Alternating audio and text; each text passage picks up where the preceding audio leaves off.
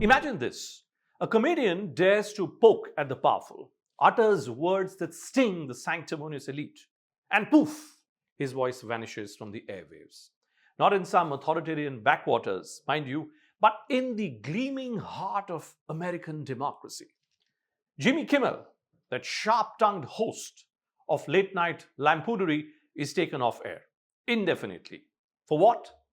For daring to link the tragic killing of Charlie Kirk to the poisonous politics of the right. And who pulls the strings? The very guardians of free speech. Trump's FCC chairman, Brendan Carr, baying for blood like a medieval inquisitor. This isn't comedy, folks. This is coercion. A stark reminder that in the West, dissent is not debated, it's deleted. But let's not stop honesty at Kimmel. This is no isolated farce that we're talking about. It's a rotten core of a system that preaches liberty while practicing lockdown on lips. And here's the rub, my friends. This muzzling isn't the monopoly of one side, by the way. No, please don't get confused. The left, those self-appointed sentinels of sensitivity, have their own hall of infamy. Remember the Twitter files? Under Joe Biden's watchful eye, the White House jawboned big tech into censoring tales of COVID origins. Lockdown skeptics, and of course Hunter's laptop, all in the name of combating misinformation. Misinformation? Misinformation, my foot. Was that not a case of inconvenient truth?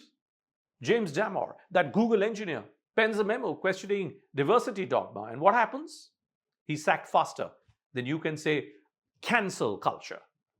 Universities, those ivory towers of the liberal elite, disinvite speakers like Ben Shapiro or Jordan Peterson, branding them hate speech incarnate, shouting down dissent, not with arguments, but with megaphones of moral outrage. Hypocrisy, that's their hymbo. That's what you're talking about. And across the pond, in the cradle of Magna Carta, Britain's online safety bill looms like a digital guillotine, empowering Ofcom to fine platforms billions for harmful content. Tweets about migration? Nicked. Gender debates? Deleted. Remember the arrests after those riots? Ordinary folks hauled in for Facebook posts, deemed to be too fiery. Free speech? Well, that was more like free speech with a leash. Yet, dare I say, the right's retort is no less venomous. It's the same story on both sides. Florida's DeSantis, that knight errant of conservatism, wields the don't say gay law like a broadsword, purging school libraries of books on race and identity. Over 1,400 titles banned in 1 year alone. Trump's clarion call: revoke broadcast licenses for networks that air fake news, starting from CBS, going to ABC, the entire lot. And now this Kimmel caper. Right-wing affiliates like Nexstar twisting arms, the FCC circling like vultures. In Texas, laws force social media to host every rant, yet ban drag shows as obscene. Obscene? The real obscenity is the selective sanctimony. Free speech for me, but not for thee. Canada, that polite northern beacon, freezes bank accounts of trucker convoy dissenters under Trudeau's emergency powers, all for protesting mandates.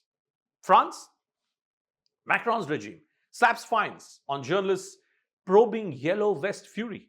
Germany, Holocaust denial laws morph into catch-all curbs on hate.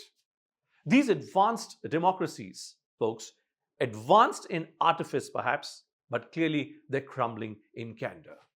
So I ask you today, I ask the entire world of squirrels and outside squirrels, what right has this sanctimonious civilization, this West, with its fractured freedoms, to perch on a moral pedestal and lecture vibrant democracies like India?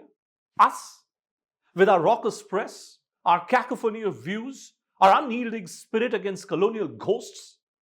They who silence Kimmel one day, ban books the next day, and throttle tweets at whim. They who point fingers at our sedition laws while their own are straitjackets in sheep's clothing? No more. Of course, Kunal Kamra was taken off stage, there is no denial, but that was a private organizer. The lumpen elements were of Shiv Sena, the Shinde faction. Officially, at least not a government, certainly blessed by the government. The Hindu right wing hates Munawar Farooqi. Yes, they do. But the same Munawar Farooqi, wasn't he awarded by BJP's actress turned MP Kangana Ranaut? India stands not as pupil, but as peer. A democracy that debates, not deletes, that endures dissent. It doesn't erase it. The high ground, it's ours, reclaimed from their rubble. So next time somebody reaches out to you and tells you, oh, you know what, free speech index in India is falling down, media is sold out, media is bought, and look at what's happening in India, well, show them this video. Tell them to what happened with this Kimmel videos. Tell them about what the West is doing. Because unless you tell them, and unless you are satisfied and convinced about your own stance, you will never ever be able to make a distinction between the West's preachings and the West's actual doings, actual executions. Tell me what you thought about this video. I'll see you again. Till then, have a great day.